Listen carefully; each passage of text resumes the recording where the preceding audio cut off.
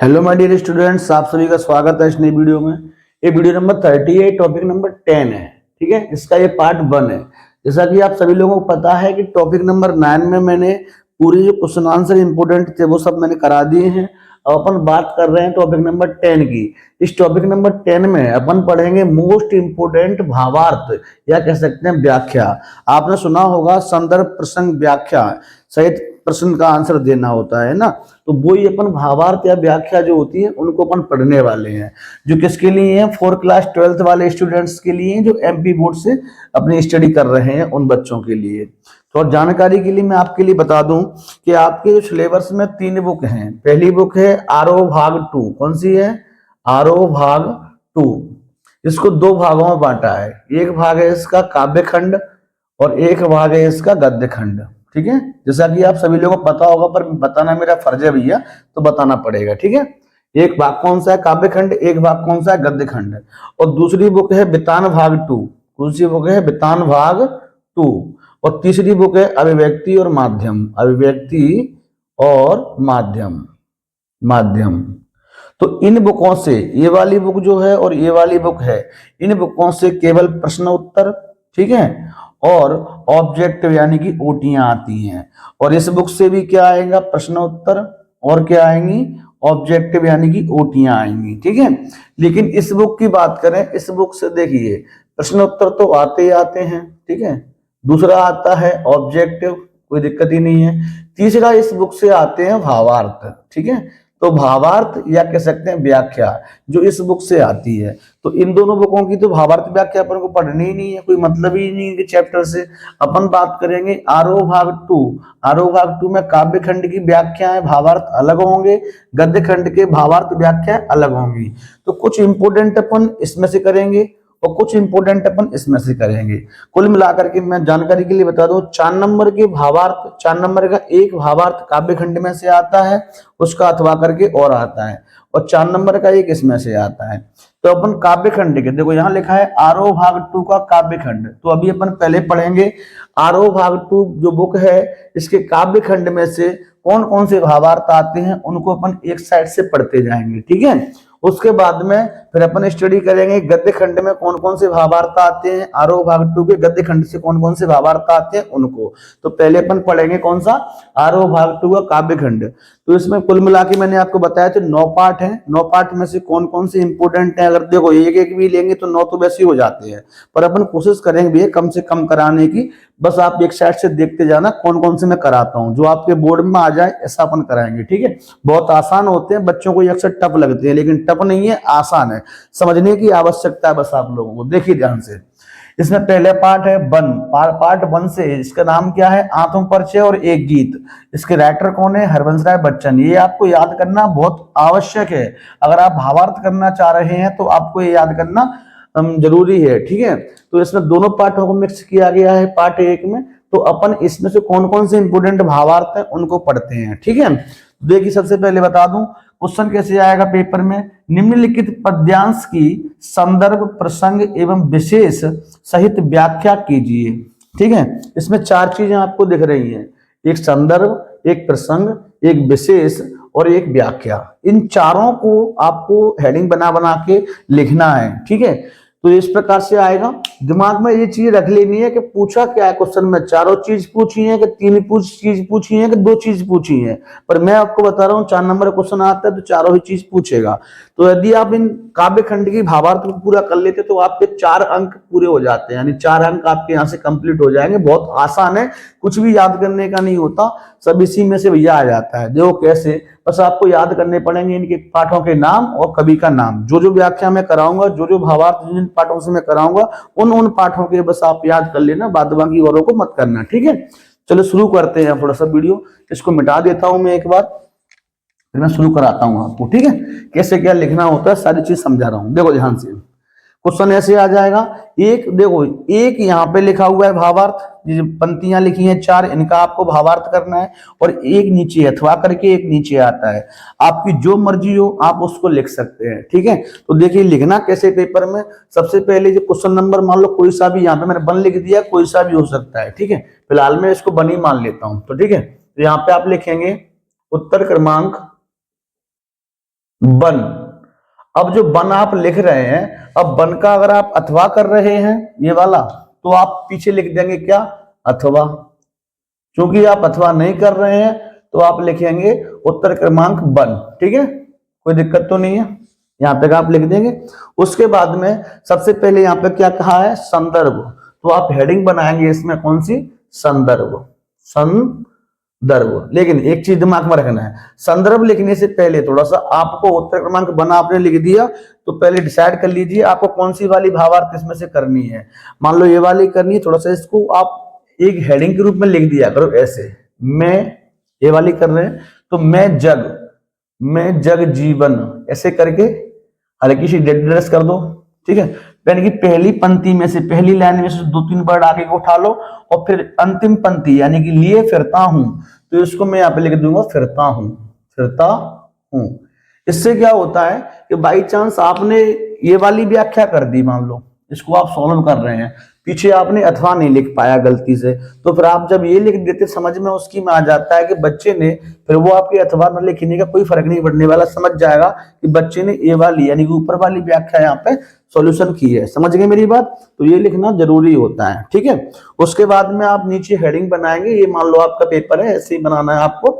यहाँ पे आप हेडिंग में संदर्भ क्या बनानी है, संदर्भ, आप बोर्ड एग्जाम में ऐसे लिखेंगे। संदर्भ में क्या लिखना होता है, देखिए ध्यान से, संदर्भ में पहले आप इसको जान लीजिए किस पार्ट से है और इसके राइटर कौन है। ठीक है, तो आप मान लो आप जानते हैं इसको, देखो पढ़ेंगे वो फंसेगा पेपर में तो आप समझ जाएं कौन सा है। तो मान लो ये वाला है, तो आप इसके राइटर कौन से पार्ट से लिया गया है, तो आप इसको कैसे लिखें, संदर्भ में सबसे पहले क्या, संदर्भ में उसके बारे में बताना होता है कि ये किस पार्ट से ली गई है, इसके रचयिता कौन है। संदर्भ में आप लिख देंगे कि प्रस्तुत पद्यांश, प्रस्तुत पद्यांश। एक चीज मैं आपको बता दूं, इसमें मैंने बताया था ना अभी आरोह भाग टू कितने भाग होते हैं, 2 भाग होते हैं। ठीक है, तो एक होता है काव्य खंड और एक होता है गद्य खंड। तो देखिए बेटा, काव्य खंड जो होता है इसमें जो आएंगी, जो पंक्तियां आएंगी उन्हें कहेंगे आप पद्यांश। क्या कहेंगे, पद्यांश, यानी ये आपके सामने क्या लिखा है, पद्यांश लिखा है। और गद्य खंड की जब सॉल्व करेंगे तो उन्हें कहेंगे अपन गद्यांश। क्या कहेंगे, गद्यांश। तो गद्यांश पद्यांश कुछ नहीं, ज्यादा अंतर समझने वाली बात नहीं है। काव्य खंड का है उसे बोलेंगे पद्यांश, गद्य खंड का है उसे बोलेंगे गद्यांश। ठीक है, कोई दिक्कत नहीं है किसी बच्चे को। अब देखिए, तो प्रस्तुत जो आपके सामने प्रस्तुत है, जो पद्यांश प्रस्तुत है वो किस पाठ से लिया गया है, किस बुक से लिया गया है। तो प्रस्तुत पद्यांश हमारी पाठ्य पुस्तक, हमारी पाठ्य पुस्तक, और पुस्तक का नाम क्या है, आरोह भाग 2।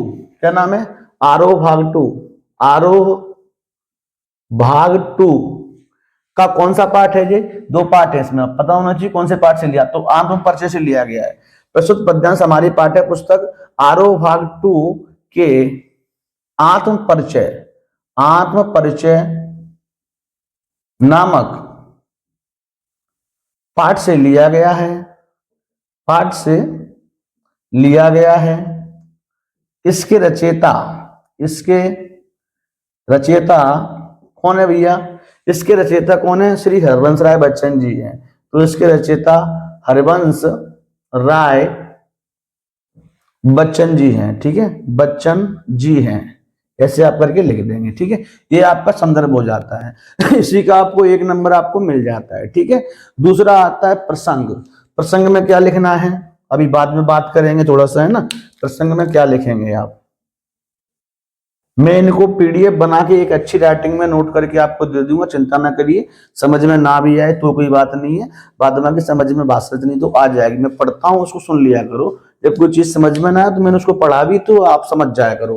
प्रसंग में क्या लिखना है, अभी प्रसंग की और भावार्थ की बात अपन बाद में करेंगे। प्रसंग विशेष और जो भावार्थ का हो चाहे व्याख्या का हो एक ही बात है, इनकी बात अपन बाद में बात करेंगे। पहले इसको समझ लेते हैं क्या क्या रहा है, कभी इसमें क्या कहना चाहता है। तो देखिए, मैं जग जीवन का भार लिए फिरता हूँ, फिर भी जीवन में प्यार लिए फिरता हूँ, कर दिया किसी ने झंकर जिनको छूकर, मैं सांसों के 2 तार लिए फिरता हूँ। इतना कवि ने बोला है। तो यहाँ पे कवि क्या कहना चाह रहा है, मैं जग जीवन का भार लिए फिरता हूँ, मतलब सीधा सा कवि ये कहना है कि कवि कहना चाहता है कि मेरे ऊपर बहुत सारी जिम्मेदारियां हैं, हर व्यक्ति के ऊपर जिम्मेदारियां होती हैं। ऐसे कवि कह रहा है कि मैं जग जीवन का, यानी कि इस संसार में मैं आया हूं तब से क्या कर रहा हूं, जग जीवन का भार लिए फिर रहा हूं, यानी कि पूरे जो परिवार है, उनकी गृहस्थियां हैं, उनकी जो गृहस्थी है, उन सबकी जिम्मेदारियां हैं उन पे, उनका वो निर्वहन कर रहा है। समझ गए मेरी बात? यानी कि कवि कहना चाह रहा है कि मेरे ऊपर पूरी की पूरी जिम्मेदारियां हैं, कि ना उसकी कुछ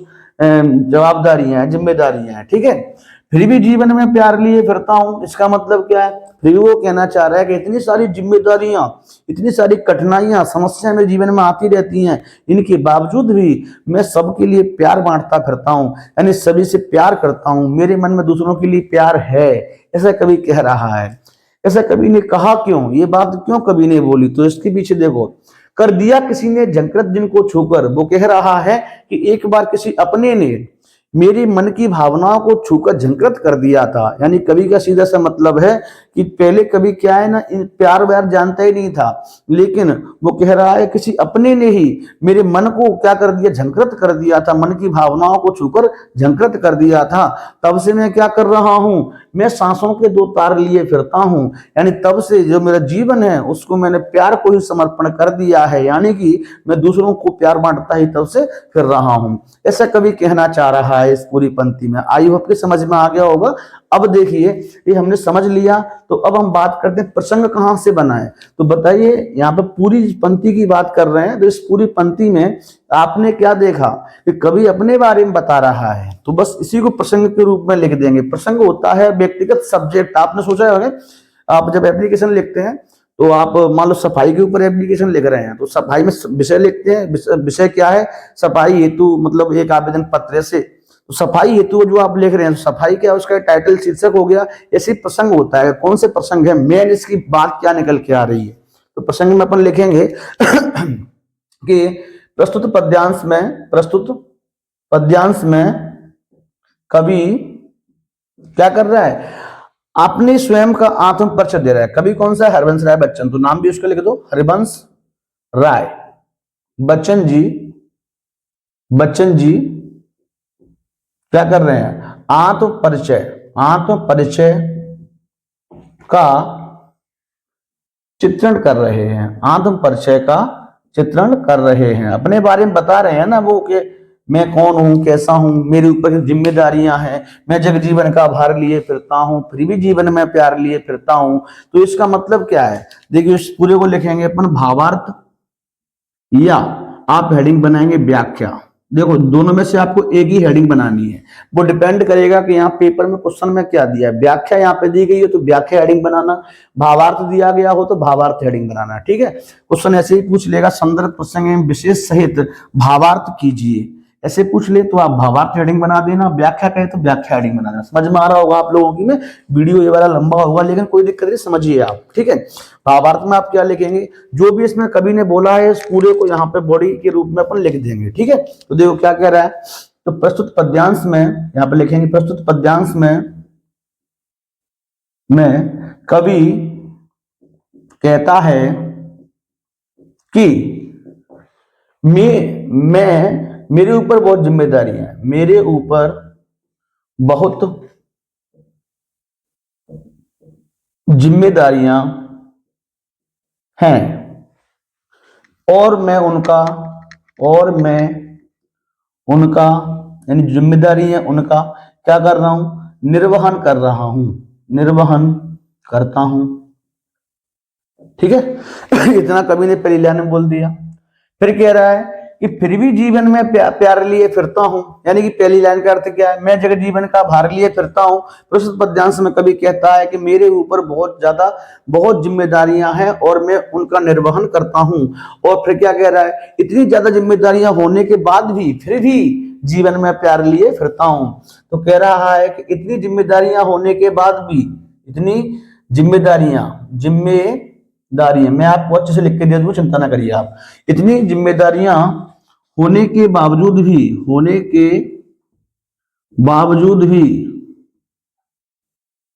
मैं क्या करता हूं? मेरे जीवन में प्यार भरा हुआ है। इतनी जिम्मेदारियां होने के बावजूद भी मेरा जीवन प्यार से भरा हुआ है। मेरा जीवन दूसरों के लिए प्यार से भरा हुआ है, ऐसे लिख दो। दूसरों के लिए प्यार से क्या है? भरा हुआ है। समझ गए मेरी बात? यहाँ पे से लिख दिया आप लोगों ने।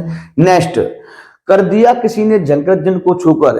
किसी ने एक बार क्या, मैं उससे पहले कभी प्यार व्यार जानता ही नहीं था, लेकिन किसी एक अपने ने आकर के उनके मन को क्या कर दिया, झंकृत कर दिया। तो कहना चाह रहा है कि एक बार किसी अपने ने ही, किसी अपने ने ही, अपने ने ही मेरे मेरी मन की, मेरे मन को छूकर, मेरे मन को छूकर झंकृत कर दिया था। झंकृत या झकझोर दिया था, ऐसे भी लिख सकते हैं। मेरे मन को छूकर झंकृत कर दिया था। ठीक है, फिर क्या कह रहा है, मैं सांसों के दो तार लिए फिरता हूं। तो कहने का मतलब क्या है, तब से मैं इन सांसों के दो तारों को, इन सांसों के दो तारों में, दो तार है, एक प्रकार सांस बहुत कितना समय के लिए चलती है। सांसों के दो तारों में दूसरों के लिए प्यार लिए फिर रहा हूं, प्यार लिए फिर रहा हूं, ऐसे बोल रहा है। प्यार लिए फिर रहा हूं या जी रहा हूं, बात है कि जी रहा है लिख देंगे, अच्छी बात है। प्यार लेकर जी रहा हूं, दूसरों के लिए प्यार लेकर जी रहा हूं। ठीक है बेटा, ऐसे लिख देना, जी रहा हूं। तो ये हो गया आपका तीसरा। संदर्भ लिख लिए। संदर्भ में क्या लिखना है, सभी में, संदर्भ सभी में ऐसे लिखना है, ये किस पाठ से लिया गया है, इसके रचयिता कौन है, प्रसंग में किस ऊपर इसमें बात हो रही है, उस मेन बात को यहाँ पे थोड़ा सा शॉर्ट में लिख देना है। भावार्थ में पूरी व्याख्या करेंगे अपन, कर दिया मैंने। अब आता है लास्ट में विशेष। देखो इसको आप आगे पीछे कर सकते हैं, मैंने यहाँ भावार्थ पहले कर लिया, विशेष आप लास्ट में। मैं कह रहा हूँ विशेष आप लास्ट में लिखिए। विशेष का मतलब होता है सुंदरता, या कह सकते हैं काव्य सौंदर्य, है ना। विशेष में आप क्या लिखेंगे, विशेष में कोई दो लाइन आपको लिख देनी है, दो पॉइंट बना के लिख देनी है। पहला पॉइंट आप क्या बना सकते हैं इसमें, कि देखो पहले तो आप इसको पढ़िएगा, पढ़ने में आपको क्या लग रहा है, मैं जग जीवन का भार लिए फिरता हूँ, फिर भी जीवन में प्यार लिए फिरता हूँ। कर दिया किसी झंकृत को छूकर, मैं सांसों को दो तार लिए फिरता हूँ। ये पूरे की पूरी सरल लैंग्वेज है, सबकी समझ में आ रही है कि नहीं आ रही, कोई दिक्कत ही नहीं है। तो यहाँ पे क्या लिखेंगे, इसकी सुंदरता किस किस चीजों से बढ़ रही है। पहली सुंदरता बढ़ रही है कि कवि की भाषा कैसी है, भाषा सरल और सहज है, भाषा सरल और सहज है। ठीक है, मैं बोल रहा हूं उसको आप चाहे तो नोट कर लेना मेरे बोलने के ऊपर, मैं जो बोलता हूं उसको। दूसरा, इसकी जो पद्यांश की भाषा कैसी सरल और सहज है। दूसरा, आपको देख रहे हैं बार बार इसमें क्या दिख रहा है, प्यार प्यार प्यार। और आपको पता है प्यार या रति किसका होता है, स्थायी भाव। इस श्रृंगार रस का स्थायी भाव क्या होता है, प्यार या रति। तो इसमें कौन सा रस है, तो इसमें है श्रृंगार रस। यहाँ पे लिख देंगे, इसमें श्रृंगार रस की अभिव्यक्ति है, श्रृंगार रस की अभिव्यक्ति है। कोई दिक्कत तो नहीं है। तो देखिए अभिव्यक्ति है। तो इस प्रकार से आपको एक पूरा पेज आपका भर जाएगा, जो कॉपी का होगा वो, यानी इस प्रकार से आप पेपर में करके आएंगे पूरा। ठीक है, इसी के साथ में ये वाली व्याख्या खत्म होती है, फिर आप इसको नहीं करेंगे। अब बाई चांस आप इसको करेंगे तो मैं आपको बता रहा हूं कैसे करेंगे। पहले आप इसका एक स्क्रीनशॉट लीजिए, ठीक है। बस दिमाग में इतना रखना है कि जब आप इसको करें तो यहाँ पे अथवा लिख दें, ठीक है, और साथ में ये वाला चीज जरूर लिख दें। तो ठीक है, पहले इसको लिख देना है, फिर संदर्भ, प्रसंग, व्याख्या और आपका विशेष। इस प्रकार से आप लिख के आएंगे, 4 नंबर आपको ठोक के देगा वो, चिंता ना करिए। पहले आप इसका स्क्रीनशॉट लीजिए, फिर दूसरी वाली में कराता हूं। तो देखिए स्टूडेंट्स, ये है सेकंड नंबर की। इस क्वेश्चन ऐसे ही सेम आने वाला है जैसे कि यहाँ पे दिया है ऐसे ही, बस अंतर क्या होगा आपके ऊपर डिपेंड करेगा, आप ए वाली करते हैं या फिर ए वाली करते हैं। जब आप ए वाली कर रहे हैं, मान लो अभी तो मैंने पहली वाली आपको करा दी, अब मान लो कि आप ए वाली करते हैं, तो कैसे लिखेंगे उत्तर में, उत्तर क्रमांक 1 डालेंगे, 1 है इसीलिए 1 डालेंगे। यहाँ पर जो भी क्वेश्चन आपको दिया होगा वो वहां पे आपको लिखना है। 1 है तो 1, मान लो ये 19 नंबर पे आ रही है तो 19, 18 पे आ रही है 18। अब इसका आप अथवा कर रहे हैं तो पीछे लिख देंगे अथवा। साथ ही मैंने बताया इसकी 2 शब्द आगे, 2-3 शब्द आगे से मैं स्नेह सुरा यहाँ से और यहाँ तक ऐसे, ठीक है, ये लिख दिया पूरा। और लास्ट में क्या किया करता हूं, तो ऐसे आप लिख देंगे किया करता हूं, ठीक है। तो ये आपको लिखने का तरीका। संदर्भ क्या लिखेंगे, संदर्भ में वो जैसे कि मैंने अभ्यास लिखा था आपको कि प्रस्तुत पद्यांश हमारी पाठ्य पुस्तक आरोह भाग 2, आरोह भाग 2 इसका नाम है इसीलिए, है ना, कि आत्मपच नामक पाठ से लिया गया है। इसके रचयिता श्री हरबंस राय बच्चन जी हैं। ठीक है। रचयिता कौन है? हरवंश राय बच्चन जी को सब बच्चे जानते होंगे। हरवंश राय बच्चन जी जो अमिताभ बच्चन है ना, उनके पिताजी है, ध्यान रखना है इस चीज का, ठीक है। अच्छे कवि थे, ध्यान रखो। तो ना हरवंश राय बच्चन जी हैं। प्रसंग में क्या लिखेंगे? तो प्रसंग तो हमें तब मालूम चलेगा, पहले हम इसका अर्थ कर लेंगे, ठीक है। तो देखिए क्या है इसका अर्थ। मैं स्नेह सुरा का पान किया करता हूँ, मैं कभी न जग का ध्यान किया करता हूँ, जग पूछ रहा उनको जो जग की गाते, मैं अपने मन का गान किया करता हूँ। यहाँ कवि क्या कहना चाह रहा है कि मैं स्नेह का मतलब होता है प्रेम, ठीक है। और सुरा माने होती है मदिरा, यानी कि मैं प्रेम रूपी मदिरा का पान माने होता है कुछ जो खाना पीना यानी सेवन करना, ठीक है। तो वो कह रहा है कि मैं प्रेम रूपी मदिरा का सेवन किया करता हूं। ऐसा कवि ने बोल दिया कि मैं तो हमेशा क्या करता रहता हूं, प्रेम रूपी जो मदिरा है यानी कि प्यार की जो भाषा है, यानी कि प्यार है जो, उसको मैं क्या करता हूं, उसी का सेवन करता रहता हूं। तो मैं हमेशा प्रेम रूपी मदिरा का सेवन किया करता हूं, मैं कभी न जग का ध्यान किया करता हूं। देखो नेक्स्ट लाइन क्या है, मैं कभी न जग का ध्यान किया करता हूं। इसका मतलब है कि मुझे जग के कुछ कहने न कहने से इंच मात्र भी फर्क नहीं पड़ता। जग मेरे बारे में क्या कहता है मुझे उसका कोई फर्क नहीं है। मैं क्या करता हूं, मैं कभी न जग जीवन का ध्यान किया करता हूं, मुझे उसका कोई परवाह नहीं है, कोई टेंशन नहीं, जग मेरे बारे में क्या कहता है। समझ गए इतनी बात? नेक्स्ट, जग पूछ रहा उनको जग की गाते, जग उन्हीं की पूछ करता है, जग में उन्हीं की पूछ होती है जो जग के काम में लगे रहते हैं। सांसारिक क्रियाएं जो होती हैं उन्हीं में लगे हैं, समझ गए। बस पैसे के पीछे दौड़ रहे हैं। कवि का मतलब क्या है कि जो पैसे के पीछे दौड़ रहे हैं, सांसारिक क्रियाएं जो कर रहे हैं, ठीक है। बस जग उन्हीं की पूछ करता है, उन्हीं की पूछना कर, मतलब उन्हीं की पूजा करता है, समझ गए। तो जग पूछ रहा उनको जग की गाते, जग के क्रियाकलाप में बिजी हैं उन व्यक्तियों की क्या करता है, जग पूजा करता है, यानी उनको पूछता है। समझ गए मेरी बात? मैं अपने मन का गान किया करता हूं, मैं तो क्या करता हूं, हमेशा दूसरों के लिए प्यार बांटता रहता हूं, यानी मैं तो अपने मन का मौजी हूं, मुझे कोई टेंशन नहीं जग की। समझ गए मेरी बात? ये इसका अर्थ है। वैसे देखिए एक बार, मैं स्नेह सुरा का पान किया करता हूं का मतलब क्या है कि मैं हमेशा सदैव प्रेम रूपी मदिरा का सेवन करता रहता हूं। दूसरा, मैं कभी न जग का ध्यान किया करता हूं, मुझे जग के कुछ कहने न कहने से कोई फर्क नहीं पड़ता है ना। जग मेरे बारे में क्या बातें करता है कोई दिक्कत नहीं है मुझे। जग पूछ रहा उनको जो जग की गाते, जग उन्हीं की पूज करता है, उन्हीं की पूजा पाठ, उन्हीं की पूजा करता है जो जग की गाते रहते हैं, मतलब जग की सांसारिक क्रियाओं में क्या है, लीन रहते हैं उन्हीं की। मैं अपने मन का गान किया करता हूं, मैं तो मनमौजी हूं, मैं तो हमेशा दूसरों को प्यार बांटते रहता हूं, यानी मेरे मन में बस प्रेम है और कुछ नहीं, ठीक है। मैंने इसको लिख दिया है क्योंकि टाइम ज्यादा होता है लिखने में, इसीलिए पहले से लिख दिया है मैंने। बस आप इसके स्क्रीनशॉट लेंगे, उसके बाद आप इसको लिख लेंगे, ठीक है। समझा मैंने आपको दिया ही। तो देखिए उत्तर क्रमांक ये है, स्नेह सुरा मैंने लिख दिया। यहाँ पे संदर्भ में आपको ये लिखना है। प्रसंग में आपको क्या लगा इस पूरी को पढ़ के? लगा कि कवि क्या कर रहा है, प्रस्तुत पद्यांश में कवि ने अपनी मनमौजी शैली, अपने मनमानी कर रहा है, मनमानी अपनी खुद के बारे में बता रहा है, मनमौजी शैली का प्रयोग किया है। आप चाहे तो प्रसंग इसको बना सकते हैं, चाहे तो अभियाल मैंने बनाया था कि कवि अपने स्वयं का परिचय दे रहा है, उसको भी बना सकते हैं। और फिर आपको उचित लगे, जैसे आपको समझ में आए कवि इसमें किसकी बात कर रहा है, तो आप ये भी बोल सकते हैं कि कवि दूसरों के लिए प्यार बांटने की बात कर रहा है, ये भी इसका प्रसंग बन जाएगा। प्रसंग भैया सबके अलग अलग होते हैं, मैंने अपनी अकॉर्डिंग बनाया, आप अपने अकॉर्डिंग भी बना सकते हैं, ठीक है।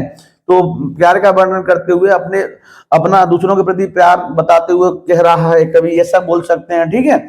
या मनमौजी शैली का प्रयोग कर रहा है, या कभी अपने बारे में स्वयं का परिचय दे रहा है कि मैं कैसा हूं, ये सब चीजें आप प्रसंग में लिख सकते हैं। आपका प्रसंग अलग हो सकता है, कोई दिक्कत नहीं है, संदर्भ अलग नहीं होगा, ध्यान रखना।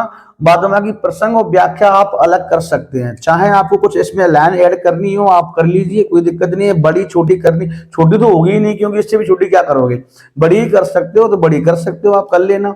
देखो व्याख्या में क्या लिखेंगे आप, यहाँ पे मैंने प्रसंग इसका ये बना दिया, आप चेंज कर सकते हैं। व्याख्या में क्या लिखेंगे, तो देखो कवि कहता है कि पहली लाइन का क्या है, मैं स्नेह सुरा का पान किया करता हूं, मैं हमेशा प्रेम रूपी मदिरा का सेवन करता रहता हूं, ठीक है।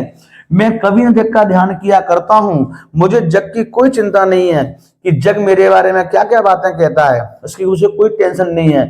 जग पूछ रहा उनको जग की गाते, ये संसार उन्हीं की प्रशंसा करता है या पूजा करता है जो हमेशा संसार के क्रियाकलापों में लगे रहते हैं। मैं अपने मन का गान किया करता हूं, वो कह रहा है कभी परंतु, कभी कहता है कि मैं, परंतु कभी हमेशा प्रेम का ही गुणगान करता रहता है और दूसरों को प्यार बांटता रहता है। ठीक है, विशेष में आप क्या लिखेंगे, विशेष में आपको क्या दिख रहा है, एक तो सरल और सहज भाषा दिख रही है इसमें, तो मैंने लिख दिया भाषा सरल और सहज है। और रस कौन सा इसमें दिखाई दे रहा है, प्यार प्यार की बात चल रही है, प्रेम प्यार एक ही चीज है भैया, श्रृंगार रस की अभिव्यक्ति है। इस प्रकार से आप लिख के आएंगे जमा के भैया अच्छे से, इसी प्रकार से आपको पेपर में लिख के आना है, आपके 4 नंबर यहाँ से पक्के हो जाते हैं। ठीक है, आई होप कि आपकी समझ में आ गया होगा। साथ ही मैं आपको बता दूं पार्ट 1 की 1 और 2 व्याख्या मैं करा चुका हूं, अभी तीसरी कराने वाला हूं, आप उसको ध्यान से देखिएगा। पहले आप इसका एक स्क्रीनशॉट लीजिए। तो देखिए स्टूडेंट्स, ये है व्याख्या नंबर 3। क्वेश्चन ऐसे ही आना है सब में, बस यहाँ व्याख्याएं चेंज होती जाएंगी, जिसका आप भावार्थ पूछेगा वो पंक्तियां यानी पद्यांश आपके चेंज होते जाएंगे। अब देखिए यहाँ पे लिखा है कि निम्नलिखित पद्यांश के संदर्भ प्रसंग सहित व्याख्या करनी है, वो चीज है सब चीज, बस यहाँ पे ये चेंज हो गया है, इसको आपको अब करना है। तो देखिएगा पहले तो मैं और जग और कहाँ का नाता, ये जो लिखा है इसमें से मैं शुरुआत की कुछ पंक्ति यहाँ पे ले लूंगा। उत्तर क्रमांक आप वैसे ही डालेंगे, मैंने लिख दिया मैं और जग, है ना, मैं और, यहाँ पे थोड़ा सा गलती हो गई है, और जग लिख देना चाहिए यहाँ पे, मैं और जग ऐसे। ठीक है, मैं और जग कहाँ का नाता, इस प्रकार से फिर आप ये लिखेंगे को ठुकराता हूं ऐसे। ठीक है, लिख दिया आपने। संदर्भ की बात करें, संदर्भ इसका पूर्वरत लिखा है, पूर्वानुसार मैंने क्यों लिख दिया है, आप पेपर में ऐसे लिख के मत आ जाना कि पूर्वरत नहीं भैया, इसका मतलब है कि आप, इसका मतलब मैं आपके लिए लिख रहा हूं जो अभी समझाने के लिए। संदर्भ का मतलब है कि जो आपने इससे पहले की 2 व्याख्याएं की थी ना, उन्हीं के संदर्भ को इसमें नोट कर देना है। तो पूर्वरत या पूर्वानुसार का मतलब होता है कि इससे पहले की जो व्याख्या आपने की है उसी का संदर्भ इसमें लिखना है। ठीक है, बात कर लेते हैं प्रसंग की और व्याख्या की। तो प्रसंग व्याख्या इसको समझते हैं, उसके बाद अपन इसका आंसर दे पाएंगे। देखिए यहाँ पे कहा है मैं और जग और कहाँ का नाता, मैं बना कितने जग रोज मिटाता, जग जिस पृथ्वी पर जोड़ा करता वैभव, मैं प्रतिपग से उस पृथ्वी को ठुकराता।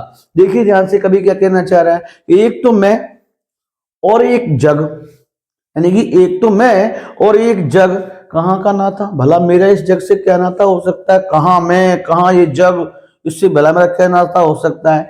इसका मतलब है कि कवि कहना चाह रहा है कि मेरा स्वभाव इस संसार के स्वभाव से, इस जग के स्वभाव से बिल्कुल अलग है, तो भला मेरा इस जग से क्या नाता हो सकता है। समझ गए मेरी बात। इसका मतलब क्या पंक्ति का, कि मेरा स्वभाव इस संसार के स्वभाव से, मैं और जग और कहाँ का नाता, मेरा स्वभाव इस संसार के स्वभाव से क्या है, बिल्कुल अलग है, तो भला मेरा इस संसार से क्या नाता हो सकता है, कहाँ का नाता। समझ गए मेरी बात। नेक्स्ट, मैं बना कितने जग रोज मिटाता, यहाँ जग का मतलब क्या, काल्पनिक संसार, जो ऐसे लोग लगे रहते हैं संसार की भावनाओं में जी रहे हैं, मुझे अभी ये करना है वो करना है, बहुत ढेर से चिंता लेके बैठे हैं, फ्यूचर की सोच के बैठे हैं, तो वो कल्पना है उनकी, है ना, सिर्फ और सिर्फ उनकी क्या है, एक कह सकते हैं कल्पना ही कह सकते हैं उसको, कल्पना है उनकी, मतलब वो इनकी एक सोच है जिसको बस कभी कहना चाह रहे हैं मैं बना कितने जग रोज मिटाता। इसका मतलब क्या है कि ऐसे काल्पनिक संसार जिसकी आप कल्पना कर रहे हैं, इन सुख सुविधाओं की आप कल्पना करते रहते हैं, ऐसे संसार मैं पता नहीं कितने तो बना चुका हूं और कितने मिटा चुका हूं, यानी कि नित्य रोज बनाता हूं और रोज ही मिटा देता हूं। मैं बना कितने जग रोज मिटाता, ऐसे काल्पनिक संसार में आप जी रहे हैं, ऐसे संसार में रोज बनाता हूं और रोज इनको मिटा देता हूं, मतलब मुझे इनकी कोई टेंशन नहीं है। समझ गए मेरी बात। नेक्स्ट, जग जिस पृथ्वी पर जोड़ा करता वैभव, जग माने संसार, संसार के जो लोग हैं, ये जग के लोग हैं, संसार के लोग हैं, इस पृथ्वी पर जोड़ा करते वैभव, जोड़ा करते वैभव का मतलब क्या है कि जो संसार के जो लोग हैं इस पृथ्वी पे सुख सुविधाओं के लिए क्या करते रहते हैं, धन संपत्ति इकट्ठा करते रहते हैं, यानी कि अपना ऐशो आराम करने के लिए, सुख सुविधाएं प्राप्त करने के लिए धन संपत्ति क्या करते रहते हैं, इकट्ठा करते रहते हैं। जग जिस पृथ्वी पर, जग के लोग जिस पृथ्वी पर जोड़ा करता वैभव, यानी जग के जो लोग हैं वो क्या करते रहते हैं, जग जो है, जग का मतलब जग के लोगों से है, वो इस पृथ्वी पर अपने सुख सुविधाओं और ऐशो आराम के लिए क्या करते, भय प्राप्त करने के लिए क्या धन संपत्ति इकट्ठा करते रहते हैं। फिर कह रहा है कि मैं प्रतिपग से, मैं अपने पैरों से उस पृथ्वी को ठुकराता। पृथ्वी का मतलब यहाँ पे क्या हो गया कि जो आप संसार के जो लोग लगे हैं धन संपत्ति इकट्ठा करने में, ऐसे धन संपत्ति को मैं क्या करता हूं, मैं प्रतिपग से यानी कि अपने पैरों से उसको ठुकरा देता हूं। कवि ने यहाँ पे इतनी अच्छी बात कही है। कवि को इसका मतलब है धन संपत्ति सुख सुविधाएं इनसे कोई लगाव नहीं है। समझ गए मेरी बात? फिर से देखिए एक बार, मैं और जग और कहाँ का नाता, मेरा स्वभाव इस दुनिया के स्वभाव से क्या है, बिल्कुल अलग है। तो भला मेरा इस संसार से क्या नाता हो सकता है। मैं बना बना कितने जग रोज मिटाता, ऐसे काल्पनिक संसार तो मैं रोज बनाता हूं, रोज उनको मिटा देता हूं। ठीक है। जग जिस पृथ्वी पर जोड़ा करता वैभव, ये संसार के जो लोग हैं इस पृथ्वी पे ऐशो आराम सुख सुविधाओं वो ऐशो आराम सुख सुविधाओं के लिए क्या करते रहते हैं, धन संपत्ति इकट्ठा करते रहते हैं। मैं प्रतिपग से उस पृथ्वी को ठुकराता, मैं ऐसी धन संपत्ता को है ना, ऐसी सुख सुविधाओं को, ऐसे ऐशो आराम को मैं ठुकरा देता हूं अपने पैरों से। यहाँ पे कवि के कहने का मतलब ये है। ये व्याख्याएं थोड़ी टफ सी होती है, बच्चों समझ में कम आती है, लेकिन आप क्या किया करना, वीडियो को दोबारा से देख लिया करो। इससे क्या है ना, जो चीज आपको समझ में नहीं आएगी वो आ जाएगी। ठीक है। तो आपको ये समझ में आ गया तो फिर ये तो बहुत आसान है। ठीक है। संदर्भ मैंने बता दिया आपको। प्रश्न की बात करते हैं, आपको क्या लग रहा है इसमें, क्या की बात कर रहा है कवि? तो प्रस्तुत पद्यांश में कवि अपने और संसार के संबंध में अंतर स्पष्ट कर रहा है कि मैं कैसा हूं और संसार के लोग यानी संसार कैसा है। समझ गए? ये अंतर ही तो बता रहा है कवि इस पूरे में। देखिए आप। ठीक है। तो आप इसको प्रश्न के रूप में लिख देंगे। बात करते हैं व्याख्या की। देखिए प्रस्तुत पद्यांश में कवि कहना चाहता है, कवि कहता है कि मेरा स्वभाव इस संसार के स्वभाव से बिल्कुल अलग है, तो भला इस संसार से मेरा कोई नाता कैसे हो सकता है। इस पूरी लाइन का अर्थ यही है। ठीक है। आगे, मैं बना बना कितने जग रोज मिटाता, तो देखिए ऐसे काल्पनिक संसार तो मैं रोज बनाकर मिटा देता हूं, यानी बनाता भी हूं और मिटा भी देता हूं। ठीक है। 2 लाइन हो गई। जग जिस पृथ्वी पर जोड़ा करता वैभव, इस संसार के जो लोग हैं इस पृथ्वी पर अपनी सुख सुविधाओं के लिए धन संपत्ति जोड़ने में क्या है, लगे रहते हैं। मैं प्रतिपक्ष से उस पृथ्वी को ठुकराता, यानी कभी कहना चाह रहा है ऐसी धन संपत्ति एवं सुख सुविधाओं को मैं अपने पैरों से ठुकरा देता हूं। देखिए आसान है। ठीक है। जो इतना आप इसमें कह रहा है उतना ही आप लिख दीजिए, चाहो तो आप मन से ऐड कर सकते हैं, नहीं तो कोई दिक्कत नहीं है। इसके लिए आप एक काम और किया करो, ऐसे इसको ना आप कहीं पेज पे लिख लो एक पे, उसके बाद में आप इसकी प्रैक्टिस करना। संदर्भ के लिए आपको याद कर लेने, फिर प्रसंग क्या देना है इसको देख के आपको प्रैक्टिस करनी है। जितने आप प्रैक्टिस कर पाएंगे, एक एक बात तो कर ही लेना, ज्यादा नहीं तो, है ना, इससे आपकी क्लियर हो जाएंगी सारी व्याख्याएं। ठीक है। विशेष की बात करें, कैसी भाषा दिख रही है आपको? सिंपल। मैं और जग और कहाँ का नाता, देखो सारी चीजें, उसमें कोई नया वर्ड है ही नहीं जो समझ आने के लायक हो, जिसका कोई अलग मीन्स निकले, अलग अर्थ निकले, बस वही है जो उसमें लिखा है, सिंपल। तो भाषा सरल और सहज है। बस यहाँ पे क्या है, यमक अलंकार, सॉरी श्रृंगार नहीं है, श्रृंगार रस नहीं है, यहाँ पे प्यार व्यार की कोई बात नहीं हो रही इसमें। ठीक है। इसमें बात किसकी हो रही है? देखो एक शब्द आया और 3 बार आ गया। जब कोई शब्द 2 या 2 से अधिक बार आ जाता है तो वहां पे कौन सा अलंकार होता है? यमक अलंकार है। तो आप यहाँ पर श्रृंगार रस की जगह क्या लिख देंगे? यमक अलंकार लिख देंगे। आई होप की समझ में आपकी आ गया होगा। ऐसे आप करते जाना है। ठीक है। मैं आपको बताता जाऊंगा साथ साथ में। अभी आपके 3 कंप्लीट हो गए, चौथी भी आप देखिए, इसके अथवा में लिखिए, इसको मैं कराता हूँ। पहले आप इसका स्क्रीनशॉट लीजिए, उसके बाद में समझाता हूँ। तो देखिए स्टूडेंट्स, ये है आपकी 4थे नंबर की व्याख्या। इसको करते हैं। क्वेश्चन का जो आंसर कैसे लिखेंगे, वही आप उत्तर क्रमांक 3 डालेंगे, जैसे कि वहां पे 3 लिखा है इसीलिए। अब चूंकि आप अथवा कर रहे हैं तो आप पीछे इसके क्या लिख देंगे? अथवा। ठीक है। नहीं भी लिख पाओगे तो कोई टेंशन नहीं है, बस आपको ये वाली लाइन इस प्रकार लिख देनी है।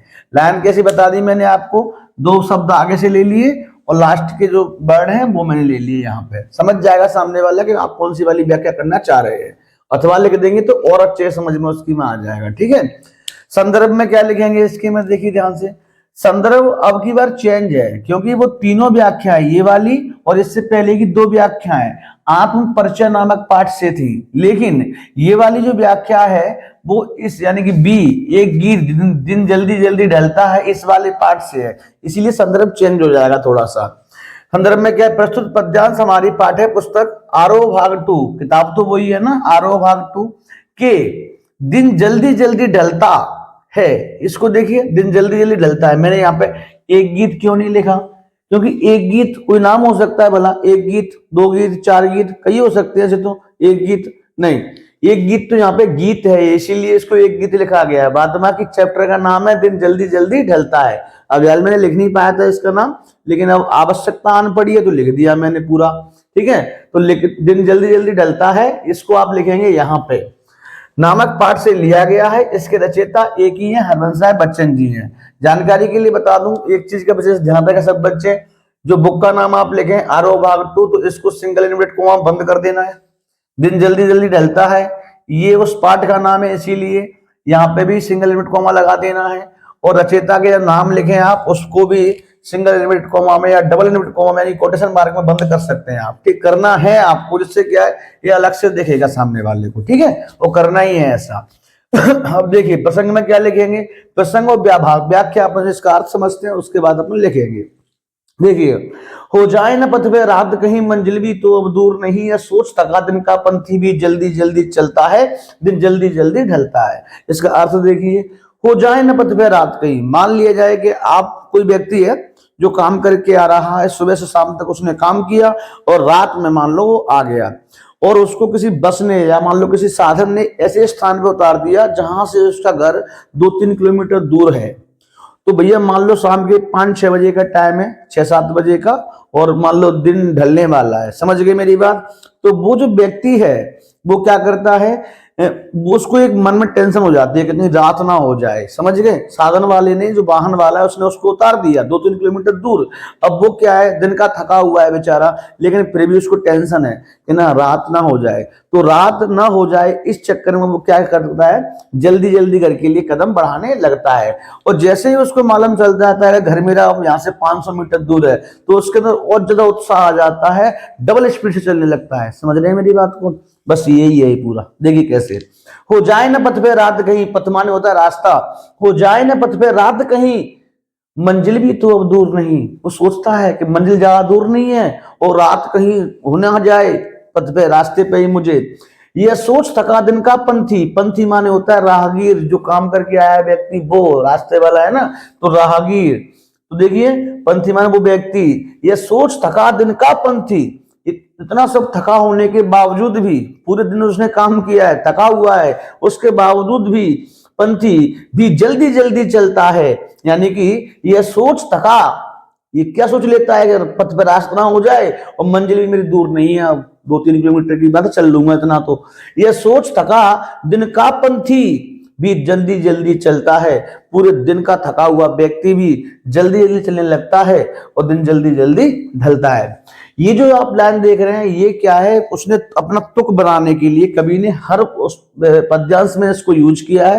तो आप इसका अर्थ भले ही मत लिखना, बस आप इन्हें ऊपर की 3 लाइनों का अर्थ लिख देंगे। ठीक है, तो क्या है बच्चे देखिए इसका अर्थ, एक रास्ते का राहगीर होता है जो सुबह से शाम तक काम करता है, बहुत ज्यादा थक जाता है। जब वो अपने घर के नजदीक पहुंच जाता है, यानी घर से थोड़ी दूरी पर होता है, तो उसको एक भय मन में आ जाता है कहीं उसको रास्ते पे ही रात ना हो जाए, है ना। और उसको मन लगता है कि मंजिल भी मेरी, यानी घर मेरा जो है वो ज्यादा दूर नहीं है। इस चक्कर में क्या करता है, जल्दी जल्दी वो चलने लगता है। ठीक है, तो ये से हमें संदेश मिल जाता है कि कभी हमसे कह रहा है कि जिस प्रकार से एक सुबह से शाम तक काम व्यक्ति ने किया है, पूरे दिन का थका हुआ व्यक्ति है, वो मंजिल प्राप्त करने के लिए इतना थका होने के बावजूद भी चलने लगता है और स्पीड में चलता है, पास आने पर और दुगनी स्पीड कर लेता है। तो फिर हमें भी अपने लक्ष्य की प्राप्ति के लिए निरंतर चलते रहना चाहिए, रुकना नहीं चाहिए। ये कभी यहाँ पे इसके माध्यम संदेश हम लोगों को देना चाह रहा है। समझ गए मेरी बात? और वैसे भी नहीं रुकना चाहिए। आपके बोर्ड एग्जाम नजदीक है भैया, तो बोर्ड एग्जाम के लिए अब आप बैठे रहो, क्या कोई शक्ति है जो आपको पास करा देगी? नहीं करा पाएगी। आपको मेहनत करनी पड़ेगी। परसेंट बनाना चाहते हैं तो परसेंट के लिए आपको कठिन परिश्रम करना ही पड़ेगा। जैसे मैं अभी परिश्रम कर रहा हूँ ना आप लोगों के लिए, वीडियो बनाने का काम कर रहा हूँ। मैं सोच रहा हूँ एक रोजाना कि मैं एक रोज वीडियो डाल पाऊँ, पर नहीं डाल पाता। कभी कभी मान लो कोई कारण बस कोई और काम लग जाता है, तो पर फिर भी मेरे मन में एक आस है कि ना मुझे चलते रहना चाहिए। तो ठीक है, ऐसे ही जब आपके पास जो मैटर है आपको याद करने का, पढ़ने लिखने का, मेरी वीडियो नहीं आती उस दिन आप किसी और सब्जेक्ट को देखो, है ना, या जिस दिन मेरी वीडियो आए उस दिन मेरी हिंदी को भी देख लिया करो भैया, थोड़ा बहुत, है ना। तो आपको निरंतर काम करते जाना है, तभी आपको सफलता मिलेगी। ध्यान रखना है इस चीज का। अब देखिए इसमें क्या लिखा है, मैंने वही सब लिखा है जो समझाया है, संदर्भ बता दिया मैंने कैसे आपको लिखना है। प्रसंग में देखिए, इसमें आपको क्या लग रहा है, कवि किसके बारे में बात कर रहा है? तो प्रस्तुत पद्यांश में कवि ने लोगों को लक्ष्य की प्राप्ति के लिए निरंतर आगे बढ़ने का संदेश दिया है। कवि यहाँ पे कह रहा है कि हम लोगों को निरंतर क्या करते रहना चाहिए, आगे बढ़ते रहना चाहिए, जीवन में कभी रुकना नहीं चाहिए। ठीक है, तो इस प्रकार से वो बता रहा है कवि। इसके पद्यांश को आप चेंज भी कर सकते हैं। ठीक है, वो ये बात यहाँ पे ये भी लिख सकते हैं, प्रस्तुत पद्यांश में कवि सुबह से थका हुआ व्यक्ति जब मतलब ऐसे लिख देंगे, थोड़ा सा बता देता हूँ कि एक सुबह से थका हुआ व्यक्ति भी रात होने के डर से या अंधेरा होने के डर से जल्दी जल्दी चलने लगता है।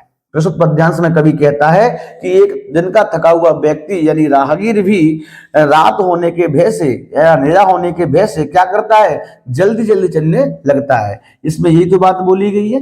प्रसंग में आप ऐसे भी लिख सकते हैं। ठीक है, या फिर मैंने आपको अच्छा लिख दिया, आप इसको याद कर लेना। बात करते हैं व्याख्या की।